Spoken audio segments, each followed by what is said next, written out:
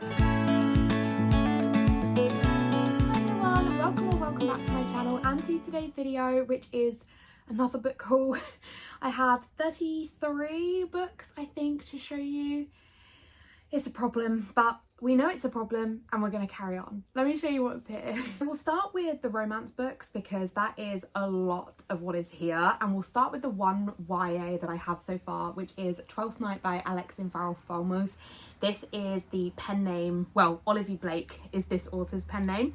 And My Mechanical Romance is one of my favourite books of all time. It is, I think, really fun. It's a really good book for a YA audience because it has a lot of really good representation for being a woman in STEM and dealing with a lot of things. It's got really good anxiety representation. It's a book I absolutely love.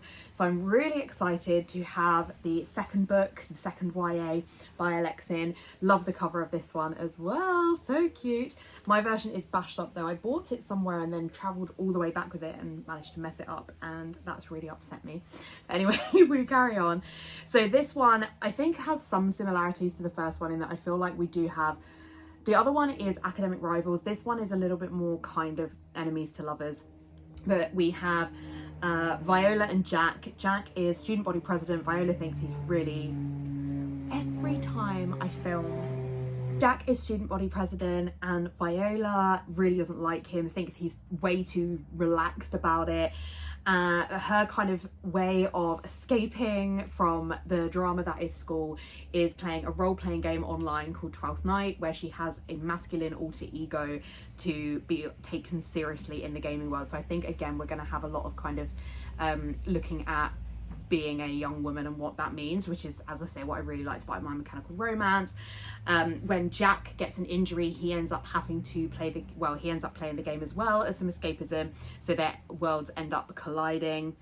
I'm hoping that I'm going to like this one as much as the first one. I think that would be hard because I have such a special place in my heart for My Mechanical Romance, but we'll see. Of course, the ice cream van now. Okay, so now we get into the adult romances, and first up we have The Mistletoe Motive by Chloe Leese. This one is really well regarded on BookTube, especially by Steph Loves and JD Ray Reads, and it's quite expensive to buy from Amazon. Like, it's only a novella, it's short, and so I've been reluctant to buy it, and then I saw someone selling it on Vinted for a really good price, so I had to pick it up. It is an enemies to lovers, and it says for fans of the hating games, and I'm telling you, I am not a fan of the hating game, so we'll see if I can get on board with this. But obviously it's short, it's going to be a fun Christmas read. Very excited to have this one. So this one is about Jonathan and Gabriella. They both work in the same bookshop. They do not get on. One of them loves Christmas, one of them hates Christmas. They have nothing in common apart from the fact they both work in this bookstore. The bookstore is financially really struggling. It's about to go under, and the two of them agree that they will have a competition, that whichever one of them sells the most in December, that makes the most money, will stay on and the other one will resign. They've got a lot of other kind of personal drama going on, and then Gabrielle starts to realise that maybe Jonathan is not quite as she originally thought, as often happens in an enemies to lovers. It sounds cute. Hopefully it's not going to be like the hating game, because I think people just throw that term around. And hopefully I will enjoy it. Next up I have The Long Game by Elena Armas. I really enjoyed the Spanish Love Deception. You can see I've got the special edition. Of course the ice cream van is back. As you can see, I have the special edition. It's a book I really enjoyed, and I was worried about this one leaving the works. So I wanted to pick it up at this really good price of £5. If you don't live in the UK, the works is, I would say, is maybe similar to like Hobby Lobby or somewhere. It's like has a range of sort of crafty things, but also sells cheap books. It's a dream. It's the best place to buy books in the UK. So this one is another enemies to lovers, because all books are these days. This one is about Adeline and Cameron, and Adeline really wants to prove herself. She's been working on a father's football team, and she really wants to prove that she can make a name for herself. Her father sends her away to work for a different football team, and then it turns out to be a group of 9-year-old girls.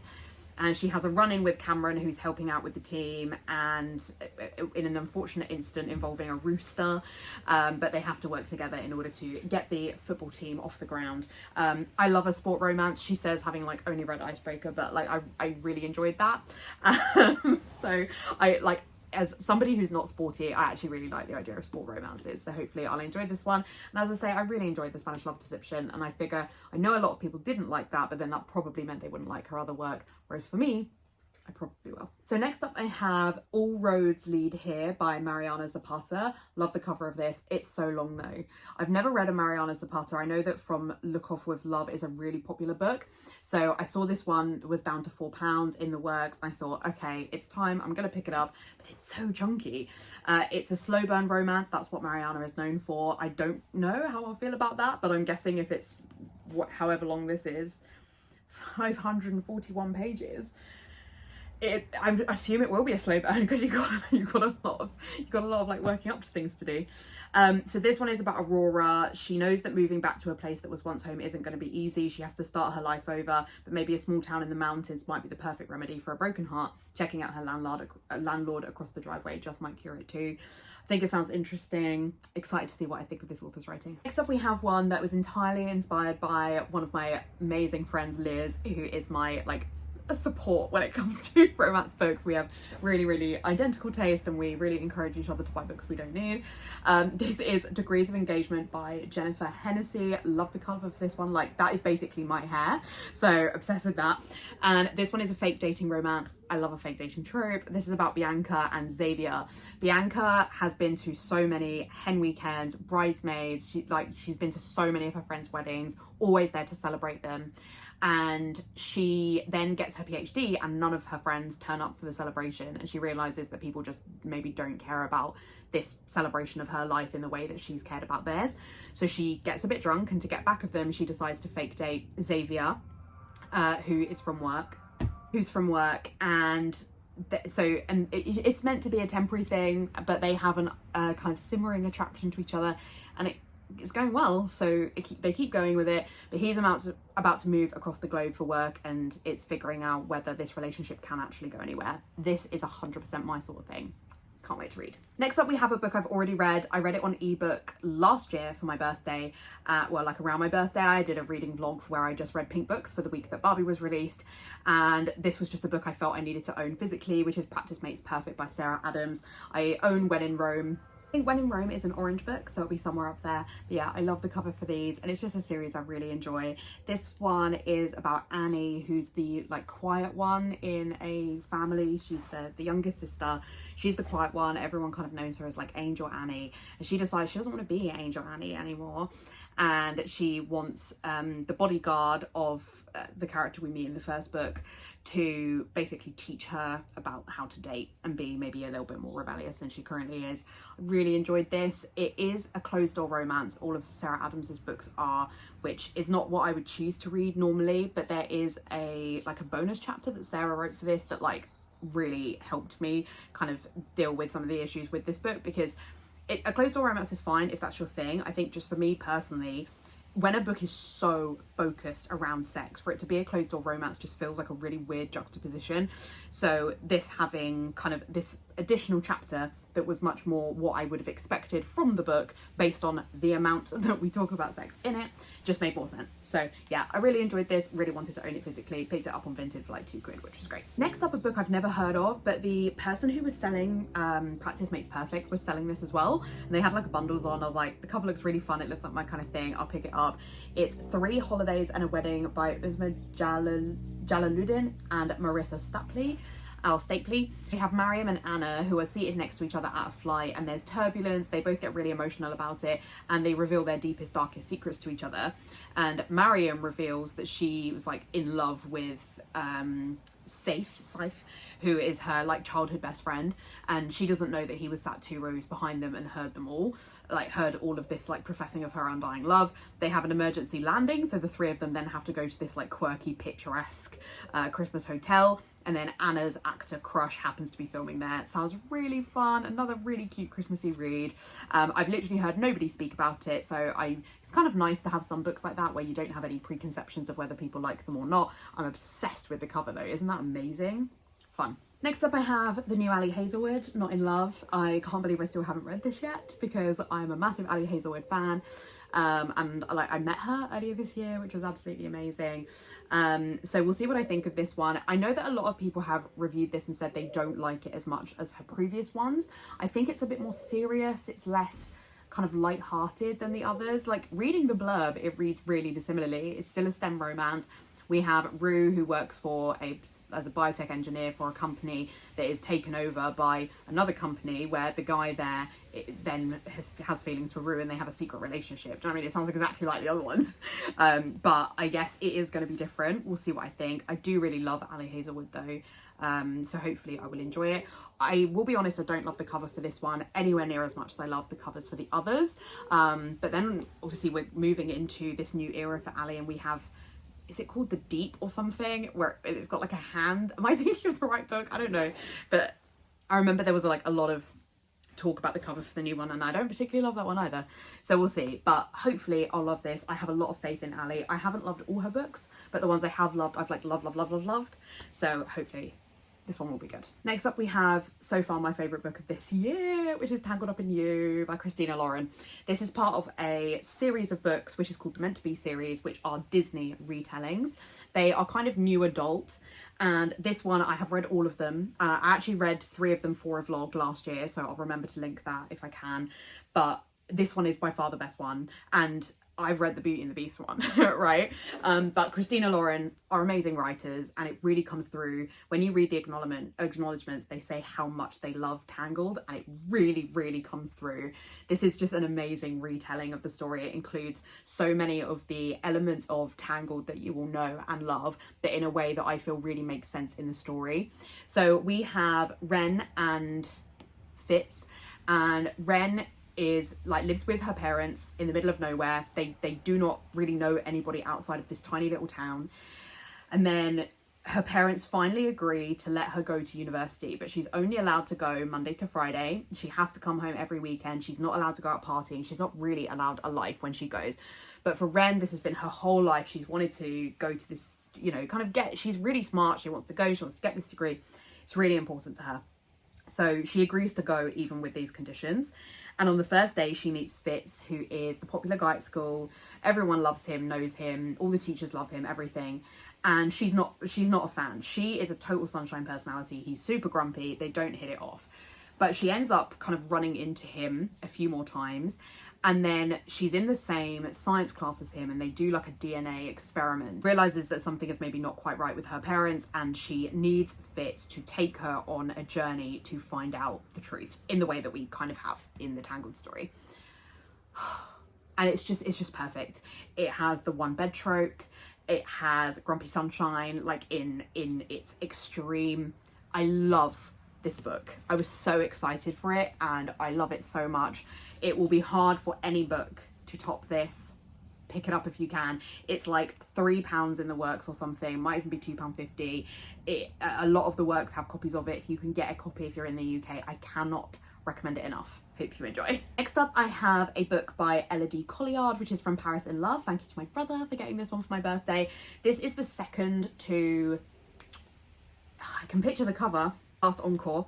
So I'm not going to read the blurb because I haven't read the first one, but I'm obsessed with the cover for this one. The third one has just come out or is coming out soon, and so I thought it would just be a good opportunity for me to get my brother to get me this one for my birthday, because it's one that like Amazon prints on demand, so it's a little bit more expensive, and so it just felt like a good fit.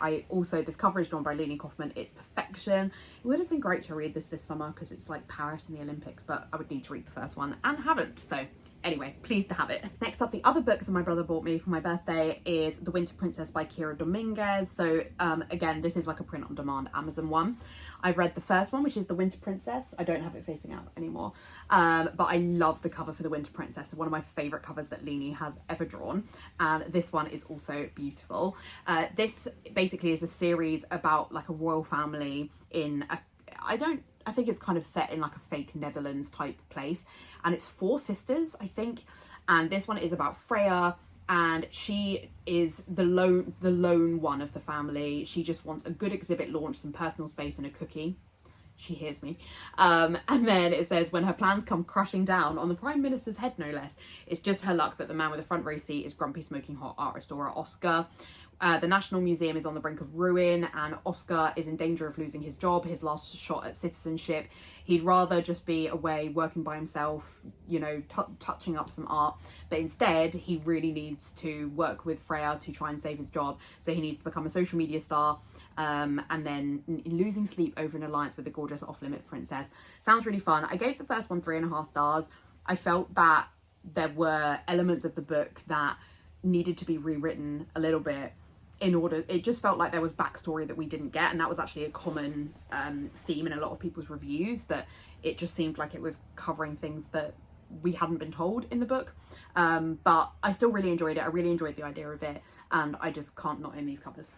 That's often how I work. Next up, I have A Witch's Guide to Fake Dating a Demon by Sarah Hawley, and I do have the second one for this as well. Oh, it's already on my shelf, so I must have already hauled it, but I'm pretty sure this is the first one. I got this one from Vinted for like £1. Annoyingly, it got quite damaged in the post, which is annoying, but I guess I only paid £1 for it. This is one where the blurb's not going in, so apologies, I'm gonna have to read it. Marielle is prophesied to be the most powerful witch seen in centuries, but she prefers baking bread to brewing potions. When a spell goes very wrong, Marielle finds herself staring down a demon, one she inadvertently summoned for a soul bargain. Osroth the Ruthless is a legend among his kind, but ever since a bargain went awry, he's been a laughingstock. A deal with Marielle could earn back his deadly reputation. However, getting Marielle to sign over her soul is going to be a lot harder than he anticipated. Osroth can't leave her side until she makes a deal, and becoming awkward roommates quickly escalates into real attraction. Okay, fun. But Osroth is running out of time, and if he succeeds, he'll damn Marielle and their chances at love in the process. Sounds really fun. I think that this one kind of gives me like X-Hex vibes, and I really, really love the X-Hex series. So hoping I'll enjoy this one, and I think these covers are beautiful. To avoid this video getting too long, I have a load of Stephanie Archer books. These two are sport romances, so The Fake Out and Behind the Net. And then these three, I think, are part of the same series. So The Wrong Mr. Right, If You're in Your Dreams, Holden Rhodes, and That Kind of Guy. The Queen's Cove series. Yeah, these three are all part of the same series. And then these ones are part of the Vancouver Storm series. I'm not going to read the blurbs because I just think there's no point of that. Oh, look at the spine for this one. I'm so disappointed in myself. I should have spotted that in store. Oh, that's so sad, because like you can't even hide that. That's what's going to face out on your shelves. Sad times. But yeah, in fact, actually a lot of these spines are not looking so good, you know. These two look red, and I have not read them. Not being vigilant enough in store. But yeah, these are, like, I've seen them recommended in a few places. They were on really good deals, like £3.50 each or £4. So I decided to pick them all up. Stuart got a lot of them for my birthday, so thanks, Stuart. I don't know what I'll think of them, but all the covers are pretty. You know, we've got some sport romances, we've got some like small tone romances, you know, it's what I like. So I'm sure it will be fine. Next up I have The Rebound by Catherine Walsh. I have read, I think it's called Holiday Romance by Catherine Walsh, and it was one of my favourite books of 2023. I loved it. I read it like around Christmas because it is a Christmas read. And so this was in the 3 for £6 deal, and I thought I'd better pick it up. This one says, it's 7 a.m. on a Monday and Abby Reynolds isn't where she wants to be. She wants to be in her beautiful loft apartment in Manhattan drinking a coffee with her fiance. Instead, she's heading back to the childhood home in rural Ireland. They're all books set in Ireland. She swore she'd never return to, with some big old secrets. Namely, that she suddenly found herself unemployed, homeless, and absolutely 100% single. Feeling all out of luck until the first person she meets after she touches down is an absurdly hot guy called Luke, who offers her a lift home. Gazing deep into his sparkling emerald green eyes, Abby knows instantly that he's exactly what she needs to take her mind off everything, the perfect rebound. It's a flawless plan, until the next day when Abby realises who he actually is. Not just a stranger. In fact, he is Luke Bailey, aka the boy next door. Luke Bailey who, so help her God, she's pretty sure she once shared baths with back when they were kids. Not that she can allow herself to imagine him in a bath now, not without blushing from head to foot. And judging by the smirk on his face, the same Luke Bailey who's known exactly who she was the whole time, and who, like everyone in the village, still thinks she's a high-flying New Yorker who's getting married next year. Abby is certain getting under Luke will help her get over her ex, but the truth is stopping her. Can she admit to everyone back home that she's single and has lost everything? Because if she wants the boy next door, she may just have to. Interesting. I feel like this one's definitely going to have some drama in it. But the Holiday Romance had drama as well, just in a different way, and it was just perfectly executed drama and just a really, really, really good book. So I'm hoping that I'll enjoy this one as much. This one is Kilt Trip by Alexandra Keeley. I picked this one up because Liz was like, you have to get this spine because it's such a fun like tartan pattern. So cute. So we're gonna have a Scottish read here. Travel consultant Addie is used to a jet-setting life. When she's sent an assignment to help a failing tour company in Edinburgh, she packs up her emotional baggage and turns up on the professional charm. Rugged as the land he loves, Logan Sutherland's greatest joy is sharing the beauty of Scotland's hidden gems, but the last thing he wants is some American expert pushing tourist traps and perpetuating myths about the Loch Ness Monster. While they wage an office war, Logan discovers Addie's hidden connection to Scotland and, hoping for a truce, takes her on a private tour to learn about her past. As the two bond over their love of the road less travelled, sparks fly, but time is running out and Addie's contract is nearly up. How can she return to America if she hasn't experienced all that Scotland and Logan have to offer? Sounds really cute, doesn't it? Obviously, we have got not an enemies to lovers, but we get off on the wrong foot, but it sounds really, really cute and a really adorable cover. Next up, we have Out on a Limb by Hannah Bonham Young. Look at Leanie's cover. It's so beautiful. So I've read Next of Kin by Hannah Bonham Young. Really loved it. A book I've really enjoyed. I haven't read any others by her, but this is the first one in like a second duology series. This one's interesting because it has the pregnancy trope, so I don't think I've read any books with that. So a hot one night stand and an unexpected pregnancy leads a young woman to someone she can depend on. Wynne has always been wildly independent and not one to be coddled for her limb difference. Wynne has spent most of her life trying to prove she can do it all on her own. With some minor adjustments, she's done just fine. Hooking up at a costume party with the incredibly charming Beau changes everything. Wynne finds herself pregnant and decides to keep the baby. While Beau is surprisingly elated to step up to the plate, Wynne is unsure whether she can handle this new challenge. Together, Wynne and Beau decide to get to know one another as friends and nothing more while they embark on this parenting journey together. But as they both should know by now, life rarely goes according to plan. I think it sounds cute and I really love Hannah's writing. I think she dealt with Next of Kin, which deals with a lot of difficult things really well, so I have faith she will deal with this one really well as well. This one is The Au Pair Affair by Tessa Bailey, another gorgeous cover. I love Tessa Bailey, so excited to pick this one up. This is her newest release, I believe. I'm sorry I'm reading a lot of blurbs today, my brain is not functioning very well. Tallulah is smart, vivacious and studying to be a marine biologist. She's also 26 and broke, so when Burgess, a battle-scarred hockey veteran and newly single dad, offers her a job as his live-in nanny, we love the nanny trope, she jumps at the opportunity to get paid while living in a super fancy neighbourhood and being around Lissa, his cool but introverted tween. Her tween charge isn't the only one who could use some help fitting in though. According to, well, everyone except Burgess, he needs to get back on the dating scene, and adventurous Tallulah is just the girl to show him how. But as boundaries are slowly crossed and Burgess finds himself pulled between his daughter, who wants her parents back together, and his insane chemistry with Tallulah, a huge rift is formed, and Tallulah does the right thing, breaks her own heart and walks away. Okay, there's a lot of the story revealed here on the blurb. Though Burgess knows it's for the best, he's too jaded. With too much baggage, a chance meeting and a new push from his daughter forces him to put everything on the line and fight to prove he learned his lessons well and is worthy of a happily ever after with Tallulah. I think that's the entire story on that blurb, but fine. I think it will be fun. It's a little bit of a sport romance, but not massively. I haven't read Fangirl Down either though, so we'll see when I get to this one. So next up, a book I've been so excited for is The Rule Book by Sarah Adams. So The Cheat Sheet is a book I really enjoyed. My first Sarah Adams, I thought it was so fun. That was a sport romance, which was about a hockey player and a ballet dancer, and it just was, I really liked it. This one is, so the sequel, the long-awaited sequel. I've been waiting for this one to come out in the works for so long, and the fact that it's coming at the works at £3 is just even better. So this one's about Nora and Derek. Derek is an NFL player on the same team as Nate from the first one. Nora is going to be a sports agent and Derek is going to be her first client, but they dated when they were at college. She didn't end the relationship that well at the time, so he's really holding a grudge. He plans to get a little bit of revenge on her, but she's not going to give in. She's got a little bit of a scheme of her own going, and then one night they go to Vegas, they wake up married, and suddenly that everything is like totally changed and they need to work out what they're going to do to save their careers. I think this will be really fun. As I say, I really like the cheat sheet, so I'm hoping I'm going to like this one as much. Okay, those are all of the romances. So now a couple of fantasy romance kind of category. So first up we have A Curse for True Love by Stephanie Garber. This is the exclusive Waterstones edition. Haven't read any of them. I'm about 3/4 of the way through Caraval, but I wanted to get these because I love the Waterstones exclusives, and to get the first two I had bought them on Vinted and I had to pay like over the odds for them, so I decided just to pick this one up so I had the full set that matches but not pay over the odds, and if I end up hating them I'll get rid. But based on how much I'm enjoying Caraval, I don't think that will happen. I'm not going to read the blurb because I've not read any of them, and I'm reading Caraval first, so I'd rather not be spoiled for anything. But beautiful cover. It's got blue foil and it has this like cool specific Waterstonesy thing. And then I have The Court of Miracles by Kester Grant, which is a Les Mis retelling. That is so shiny, which I picked up on Vinted in a deal, I think, with one of the others. So 1828, and the citizens of Paris still mourn in the wake of their failed revolution. Among them, in the dark alleys and crumbling cathedrals of the city, the most wretched have gathered into guilds of thieves, assassins, and worse. Together they are known as the Court of Miracles. Eponine has lost more than most. When her father Thénardier sells her sister to the Guild of Flesh, she makes a promise to do anything she can to get her sister back, even if that means joining the Court of Miracles, the very people keeping her sister a slave.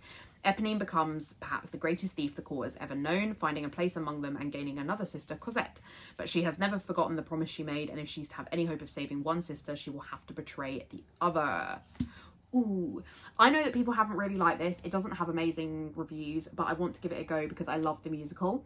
If you don't know, I have a musical theatre degree, and I thought that, you know, it would be a good idea. I'm never going to read the original Les Mis, right? I've not got the time or the patience to read the one by Victor Hugo, so let's have a go at a retelling instead. Next up, I have 3 graphic novels. So first up, I have Hooky, which I finally picked up because, where did I get it from? I don't remember now where I picked it up from, but I think I got it from Waterstones actually. I had some credit that I could use, and I just decided that it was finally time that I pick it up. So this one, and I think the third one's just come out.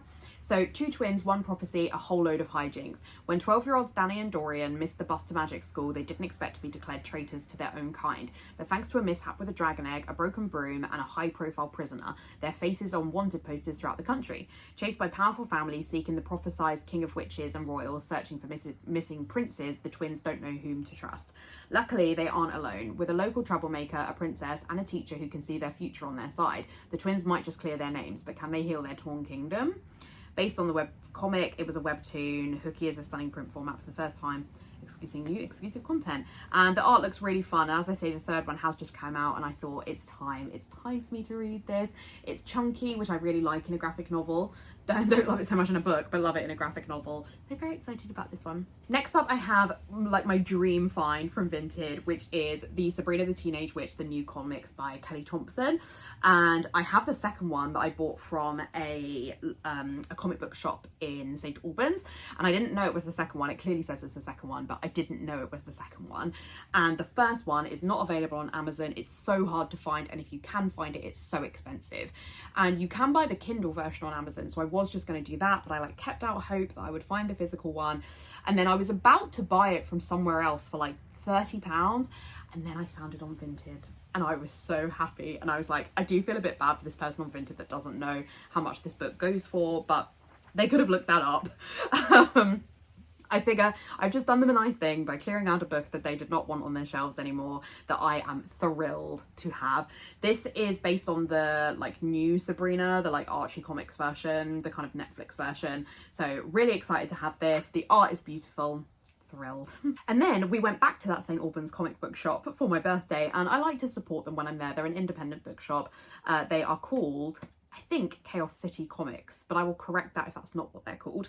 But I like looked through all the comics that they have, and I wasn't really sure what to get. And then I saw this one, which is it's called Ranger Academy, which is like a new Power Rangers series. And I thought, yeah, that's the kind of thing I would like. It's very short, very short, but it's by Boombox, who do a lot of graphic novels that I love.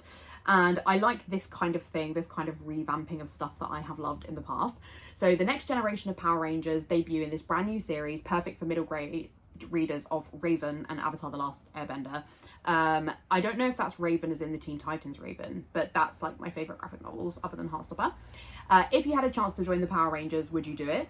13-year-old Sage lives on an isolated lunar colony with her adoptive father. Her days are spent farming, studying, raising livestock. But that all changes when, during a lunar storm, she comes across the wreckage of an Astro shuttle. She finds wounded passengers from an academy founded by the famed Zordon, where the brightest and most clever teens train to protect the universe from evil, teens called Power Rangers. Sage and her friends will join together and work tirelessly to discover the truth of why the Green Ranger was erased from the Power Rangers' history. While Sage doubts herself more than ever, she must learn to trust her friends and trust herself. But only together can the Rangers in training right past wrongs and prevent an ancient enemy's takeover of the Academy and contamination of the Morphin Grid. Sounds really fun. It is very short, like very short. But you know, and it's the first one in the series. It was £10, so obviously you're paying a fair amount for a short read, but the art is beautiful and I love graphic novels. This is so my kind of thing, so I'm very excited. Okay, now let's do the special editions. So first up I have Hell Followed With Us by Andrew Joseph Waite, which I picked up completely on a whim in Waterstones. Never heard of this book, but look, I couldn't not, okay? And I had a look while I was in Waterstones at Goodreads, and the reviews were really good. So I think this is a YA fantasy. It says, prepare to die, his kingdom is near. 16-year-old trans boy Benji is on the run from the cult that raised him, the fundamentalist sect that unleashed Armageddon and decimated the world's population. Desperately, he searches for a place where the cult can't get their hands on him, or more importantly, on the bioweapon they infected him with. But when cornered by monsters born from the destruction, Benji is rescued by a group of teens from the local Akizon, I don't know how you say that, LGBTQ plus centre, affectionately known as the ALC. The ALC's leader, Nick, is gorgeous, autistic and a deadly shot, and he knows Benji's darkest secret. The cult's bioweapon is mutating him into a monster deadly enough to wipe humanity from the earth once and for all. Still, Nick offers Benji shelter amongst his ragtag group of queer teens, as long as Benji can control the monster and use its power to defend the ALC. Eager to belong, Benji accepts Nick's terms, until he discovers the ALC's mysterious leader has a hidden agenda and more than a few secrets of his own.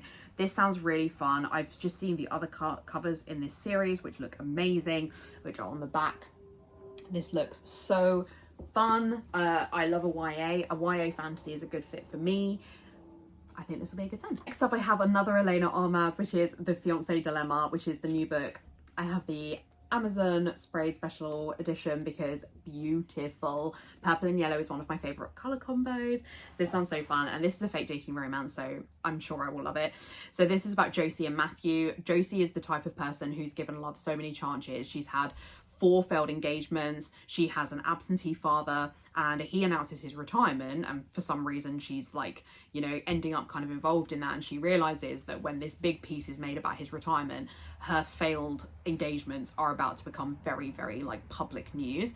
Matthew's just lost his job, and then he's traveling to escape. His car breaks down and his best friend's sister Josie helps him, but she oddly introduces him as her fiance. What starts as a misunderstanding quickly turns into a fake engagement. Josie's got yet another ring on her finger, but it's only temporary. They have rules in place and an agreement that says no matter what, nobody is saying I do. I bet they will. I love a fake dating, as I say. I love the cover, I love the sprayed edges, I love everything about this. The next one I picked up because Liz picked it up, so I wanted it, which is The Love of My Afterlife by Kirsty Greenwood. This is the Works Sprayed Edge edition. So this sounds, I think, really interesting. I would say maybe kind of like Dead Romantics type book. Recently, which Liz really loves that type of book. So recently deceased Delphi Bookham has just met the one in the afterlife, but is devastated when a mix-up means he's immediately sent back to Earth. Delphi's given a second chance and accepts a deal in which she can return to her previous life in London and reconnect with the mysterious stranger she's sure is her soulmate. The challenge, she only has 10 days to find him. 10 days to make him fall for her. Oh, and he has no recollection of they've ever met. I think this sounds really interesting, and this cover is beautiful, so that helps. And then the last of the paperbacks is Six Crimson Crames by Elizabeth Lim, and I didn't know they did a special edition version that had like turquoise sprayed edges, but beautiful. So I picked this up on Vinted because I sell on Vinted as well, so I had Vinted credit. Princess Shiori Anma has a secret. Forbidden magic runs in her veins until she loses control on the morning of her unwanted betrothal and is discovered by her stepmother, Reikama. A sorcerer in her own right, Reikama banishes Shiori, transforming her brothers into cranes and warning her that she must speak of it to no one, for with every word that escapes her lips, one of her brothers will die.